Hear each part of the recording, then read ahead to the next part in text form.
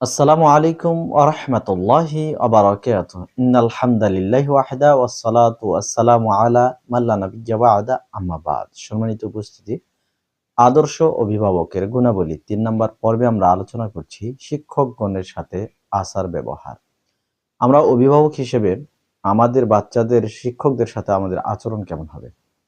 বাদশাহ আলমগীরের কথা আমরা প্রত্যেকেই জানি।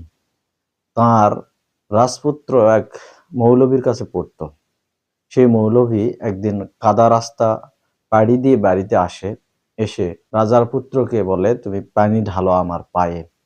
আর তিনি নিজের আঙ্গুলি দিয়ে পায়ের ময়লাগুলো পরিষ্কার করছিলেন। এটা বাদশাহ আলমগীর দেখে তাকে তলব করলেন।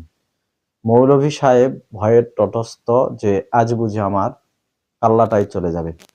কিন্তু তিনি চিন্তা করতে করতে আবার ভাবলেন যে কিসের ডর, কিসের ভয়, আমি তার কাছে গিয়ে বলবো আমি তো তার শিক্ষক, আমি তো তার ওস্তাজ।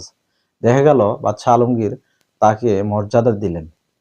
তিনি বললেন যে আপনি তো কোনো আদব কায়দা শিখাতে পারেননি, আমার বাচ্চা আপনার পা নিজে হাতে ধুয়ে দিল না কেন? সম্মানিত উপস্থিতি, আমরা অভিভাবক শিক্ষকদের সাথে কখনোই আমরা যেন খারাপ আচরণ না করি। আমার বাচ্চা কিন্তু আমার কাছে শিখে না, ও শিখে আমার আহ, ও শিখে তার ওস্তাজের কাছে, তার শিক্ষকের কাছে। তারাও মানুষ। আমরা যদি তাদের সাথে খারাপ আচরণ করি তাহলে আমার বাচ্চার প্রতি তাদের মনোভাব ভালো থাকবে না, ভালোভাবে তারা আমাদের বাচ্চাদেরকে আর শিখাতে পারবে না। অতএব যে কোনো মূল্যে ওস্তাদদের সাথে, আমার বাচ্চার শিক্ষকদের সাথে আমি ভালো আচরণ করব। আল্লাহ তাআলা আমাদেরকে এই বুঝ দান করুক। আমিন। ওয়া আখিরু দাওয়ানা আনিল হামদুলিল্লাহি রাব্বিল আলামিন। আসসালামু আলাইকুম ওয়া রাহমাতুল্লাহি ওয়া বারাকাতুহু।